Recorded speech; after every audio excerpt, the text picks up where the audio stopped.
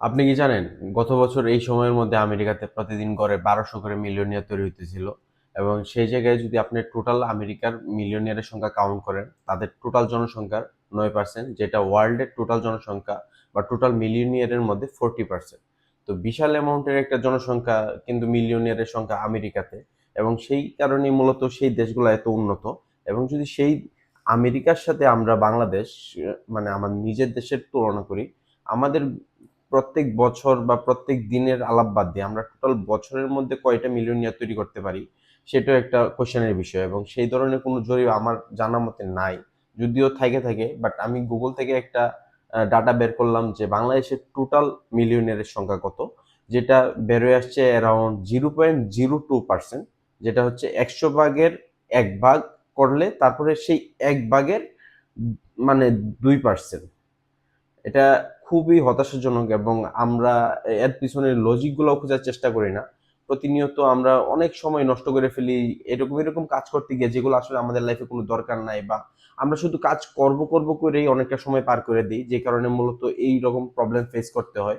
এবং আমি এইরকম কিছু প্রবলেম থেকে বের হওয়া এবং কোনো কিছু না ভাইবা আগে কাজটা শুরু করে দেওয়া, ওই মেন্টালিটিটা তৈরি করার জন্য আপনাদের সাথে এই ভিডিওটা নিয়ে হাজির হয়েছি। যদি আপনি ফুল ভিডিওটা দেখেন, আশা করি আপনি একটা নলেজ পাবেন বা আপনি একটা রোড ম্যাপ পাবেন যে আপনি আসলে কিভাবে শুরু করতে পারেন বা আপনার এখন কি করা উচিত।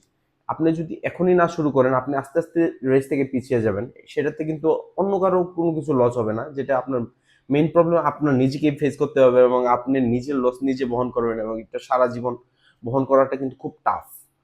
এখন আমি একটা ছোট্ট কাহিনী দিয়ে শুরু করি। এবং কোইন্সিডেন্টলি আমার দুইটা ফ্রেন্ড পরপর 2 দিন কল দেয়, এবং দুইজনের সাথে আমার 1 থেকে 1.5 বছর আগে ক্যারিয়ার নিয়ে আলাপ হয়েছিল এবং স্কিল ডেভেলপমেন্ট নিয়ে আলাপ হয়েছিল। যে ওরা একজন আরেকজনকে চিনে না, আমি দুজনকে চিনি ডিফারেন্ট ওয়েতে। তো গল্পটা বলতে ইজি হবে, এটা গল্প না, আসলে রিয়েল স্টোরি। তারা প্ল্যান করতেছিল যে কিছু একটা শিখবে এবং তারা কিছু একটা করবে, স্কিল শিখবে বা একটা জবে ঢুকবে। আমি তাদেরকে ফার্স্টে বলি যে তুমি স্কিল নিয়ে যদি আমাকে জিজ্ঞাও, তো তোমার কোন বিষয়ে এক্সপার্টিস আছে বা কোনটা তোমার করতে ভালো লাগে, সেটাতে ফোকাস করো এবং সেটা আস্তে আস্তে নিজেকে স্পেশালাইজড করো। স্পেশালাইজড স্কিলের অলওয়েজ ডিমান্ড আছে, তুমি এআই কি করবে না করবে ওইটা নিয়ে থ্রেড ফিল করো না। হ্যাঁ। আর আমি যদি আমার পরিচয় দিই, আমি গত 2 বছর ধরে কর্পোরেটে আছি এবং একটা ভালো অ্যামাউন্টের ইম্প্যাক্ট কোম্পানির সাথে তৈরি হয়েছে, এবং আমি একটা ভালো কন্ট্রিবিউট করতে পারতেছি বিদায় আমি এখন একটা ভালো পজিশনে আছি আলহামদুলিল্লাহ, এবং একটা ভালো স্যালারি পাচ্ছি, যেটা তাদেরও স্বপ্ন যে তারাও একটা এরকম টাইপের জব করবে। তো সেই জব করার জন্য কি দরকার, আমি তাদেরকে ফার্স্টে সেটা বললাম। তারপরে বললাম যে আমি যে জবটা করতেছি এর থেকে একটা স্পেশালিস্ট স্কিলের যে জব করতেছে তার আরো স্যালারি বেশি, তার ডিমান্ড বেশি, তার একটু মান ভালো আরো। তো তারা আমাকে জিজ্ঞেস করা শুরু করলো যে কি শিখবো। আমি টপ 4-5টা স্কিলের নাম বললাম। বলার পরে 1-1.5 বছর তাদের সাথে তেমন এই বিষয় নিয়ে আলাপ হয় নাই।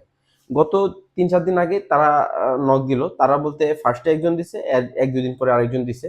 তো সেম কোয়েশ্চেন, মামা তুই এখন কি করতেছিস, তোর জবের কি অবস্থা, তো আমি তোর জবটা করতে গেলে কি করতে হবে, যেটা অলরেডি আমরা 1.5 বছর আগে ডিসকাস করছি। বাট তারা সেটা হয়তো ভুলে গেছে বা তারা সেটা কাজেই লাগায় নাই, যেটা আমি তাদের কনভারসেশনের মাধ্যমে বুঝতে পারতেছি। কারণ আমি কি করতেছি কেমনি করতেছি এটা কিন্তু অলরেডি আমি তাদেরকে 1.5 বছর আগে বলছি, এবং এটা কিভাবে পৌঁছাইতে হবে সে পর্যন্ত সেটাও আমি তাদের সাথে এক্সপ্লেন করে ফেলছি অলরেডি। তো আমি একটা ভালো আইডিয়া পেলাম যে তারা শুরু করে নাই। তারপরে বলতেছে যে ভিডিও এডিটিং শিখবো, এআই নিয়ে চিন্তা, গ্রাফিক্স শিখবো, এআই নিয়ে চিন্তা। অথচ এআই আসছে 2023 সাল বা তারও কিছুদিন আগে থেকে। গ্রাফিক্স নিয়ে অনেকেই অনেক কিছু বলছিল যে এটা চলে যেতেছে। স্টিল আমি গ্রাফিক্স রিলেটেড কাজ নামাই। এক একটা প্রজেক্টের ভ্যালু থাকে 1,000 1,500 ডলার, ইভেন 2,000 ডলার পর্যন্ত আমি প্রজেক্ট নামাইছি, একটা সিঙ্গেল প্রজেক্ট।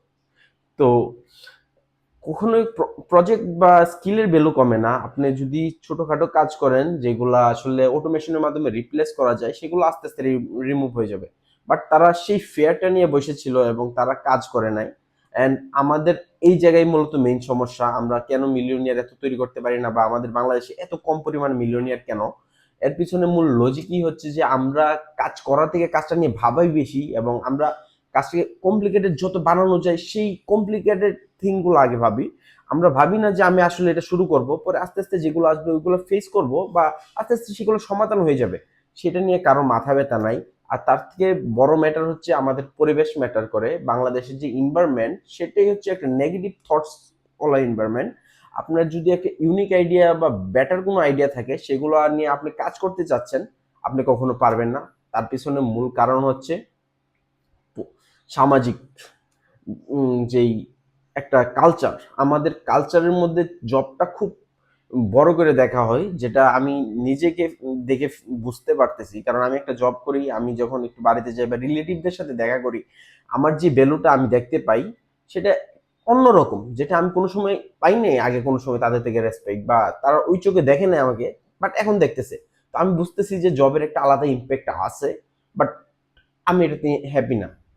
আমি নিজে কিছু করতে চাই, অন্য 10 জনের জন্য কিছু করতে চাই, এবং আমার যে ফিনান্সিয়াল ফ্রিডম দরকার সেটার জন্য আমাকে আলটিমেটলি আমার গোলগুলোতেই ফোকাস করতে হবে, এবং আমি ইনশাল্লাহ সেটা নিয়ে কাজ করতেছি। But most of the people যারা ছোটখাটো আইডিয়া আছে বা তারা কিছু লাইফে করতে চাইতেছে, কিন্তু তারা অচিরেই ঝরে যায় just because of society.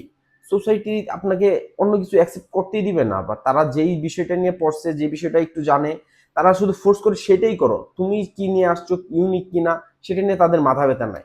So মানুষের কথায় কান দেওয়া বাদ দিয়ে যদি আপনি চোখ বন্ধ করে 6 মাস থেকে 1 বছর পর্যন্ত লাইগা থাকতে পারেন, আপনি যেটা নিয়ে কাজ করতেছেন বা যে স্কিলটা ডেভেলপ করতে চাইতেছেন সেটা করতে পারেন, আলটিমেটলি আপনি সাকসেসফুল হবেন, এবং তখন কিন্তু সকলেই বাহবা দিবে। যেই মানুষটা আমাকে বলতো তোমার লাইফে কিছু হবে না, তুমি লাইফে গোল্লাই যাবা, জিপিএ আনতে পারবা না, সেই মানুষটাকে আমি চোখে আঙুল দিয়ে দেখাই দিছি যে আমি বোর্ড থেকে স্কলারশিপ পাইছি, ভালো একটা কলেজ থেকে পড়ছি, তারপরে নিজের কেরিয়ারে ফোকাস করছি, এবং এখন তাদের কাছে আমি একটা অন্যরকম সম্মান পাই বা অন্যরকম চোখে আমাকে দেখে। বাট আমি কিন্তু সেই কথাগুলো ভুলে যাই না, তারা হয়তো ভুলে গেছে তারা বলার পরে। বাট আমি যদি সেই সময় তাদের সাথে কথাগুলো শুই না, আমি ডিমোটিভেটেড হয়ে নিজেকে ঘরের এক কোণে বন্ধ করে ফেলতাম, আজকে কিন্তু এই পজিশন পর্যন্ত আসতে পারতাম না, বা আপনাদের সামনে এই বিষয়গুলো শেয়ার করতে পারতাম না যে আপনারা কিভাবে এটা থেকে বেরোতে পারেন। তো কারো না কারো তো আগে আসতে হবে এই জায়গাটা থেকে, এবং আমি নিজে থেকে আগে আসছি, এবং আমি চাই যে আমার মতো আরো হাজার মানুষ এরকম ভাবে আস্তে আস্তে এই গন্ডিটা থেকে পার হোক। সমাজের দৃষ্টিভঙ্গি চেঞ্জ করা দরকার। যদি আপনি দৃষ্টিভঙ্গি এখন চেঞ্জ না করেন, আপনি সাফার করতেছেন, আপনার পরের প্রজন্ম, আপনার ছেলে মেয়ে সাফার করবে, এবং এটা খুব কষ্টদায়ক। আপনি বিল গেটসের একটা যে উক্তি ছিল যে আমি গরিব হয়ে জন্মাইছি এটা আমার দোষ না, বাট আমি যদি গরিব হয়ে মৃত্যুবরণ করি সেটা আমার দোষ। আমাদেরকে কিন্তু খুব ভালো করে শেখানো হয়েছে সেই উক্তিগুলো, আইসিটি বইই ছিল আই গেস, ক্লাস 6-এ বা 5-এ, এরকম কোনো একটা বই ছিল। তো আমরা সেগুলো শুধু মুখস্থই করে গেলাম, বাস্তব জীবনে অ্যাপ্লাই করলাম না। তো এটার কোনো লাভ আছে বা এই এডুকেশনের কোনো ভ্যালু আছে? আমার কাছে তো এটা কোনো ভ্যালু মনে হয় না। আপনি যদি একটা পড়াশোনা শিখেন শুধুমাত্র একটা চাকরি করবেন আশায়, তাহলে আপনি আসলে এডুকেশনের যোগ্য না। শিক্ষার মূল উদ্দেশ্য কিন্তু চাকরি বা কেরিয়ার না। শিক্ষার মূল উদ্দেশ্য নিজেকে শিক্ষিত করে গড়ে তোলা। তার পরবর্তীতে আপনি যেই সেক্টরে যেতে চান এবং আপনি সমাজের জন্য কিছু কন্ট্রিবিউট করতে চান, সেটা নিয়ে কাজ করেন। আস্তে আস্তে ইনশাল্লাহ যদি পথ আপনি ঠিক থাকে এবং লক্ষ্য স্থির থাকে, কোনো সময় আপনি পিছিয়ে যাবেন বলে আমি মনে করি না। কারণ আমি জানি, এবং আমার বাস্তব লাইফের উদাহরণ থেকে আমি বলতে পারি, আমি 1 বছর আগে যেই স্থানে আমাকে দেখতে চাইতাম, আমি আজকে সেই স্থানে আছি, এবং আমি এখন যে স্থানে দেখতে চাইতেছি ইনশাল্লাহ আগামী 5-7 বছর পরে সেই স্থানে থাকবো। তো সেই জন্য আমাকে কিন্তু আবার বসে থাকলে হবে না, জাস্ট চিন্তা করলে হবে না, আমি সেই অনুযায়ী কাজ করে যেতেছি, এবং ইনশাল্লাহ গোলটা ফিক্স থাকার কারণে আমি সেগুলো করতে পারতেছি। এবং আপনি যদি একটা গোল ফিক্স করেন বা আপনার লাইফটা আগে সেই অনুযায়ী চলান, আপনিও পারবেন ইনশাল্লাহ। তো এটাই ছিল মূল কথা। আর যদি ভিডিও ভালো লেগে থাকে, এই পর্যন্ত দেখে থাকেন, ফলো করবেন, শেয়ার করবেন, এবং আপনার মতো যারা সাফার করতেছে তাদের সাথে এটা শেয়ার করেন, যাতে করে তারা এই জায়গা থেকে বেরোয় আসতে পারে।